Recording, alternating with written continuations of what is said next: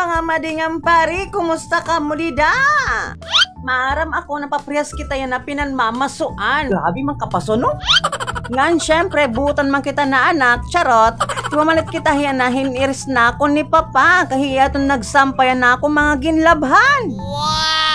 Damo kasi naginlaban mga madi. Diyos ko, kay kananduha kasi mana, dila harumamay. Kaya hipapa na akong pinapagsampay. Kay kaninan aga, tutugod la washing na ako nahimo.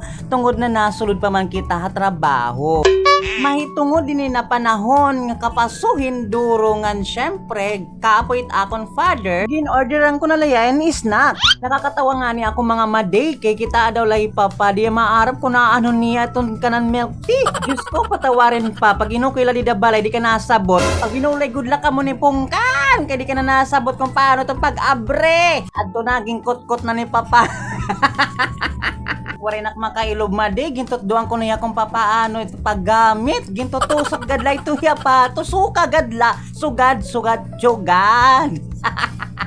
Pasalamat, tagudla kita na may da kita CCTV. Kikun waray, ginoo ko, maabtang kan aga nga da, di ka pa nakaka-snack. Ngan syempre, bilang usa na anak, nalilipay ako mismo na nakita ako't akon amay na nagiinis na kon. Siyempre, ang sunod niya nagintiran, burger. Agido, kinareklamo pa itong hiya dida na part. Kaya nasiring niya kayo kuno na duha na usaman la kuno iya. Reklama daw na latak father, gintatagan na nga ni. Makuri man luwat kasi na usalatak paliton na buy one take one man kasi hiya. Napausa pagod hiya kay iba kuno trasan milk tea. Siring ko kay avocado itong tiya flavor. Diyos ko, tak father. Pag inukoy la talaga habalay.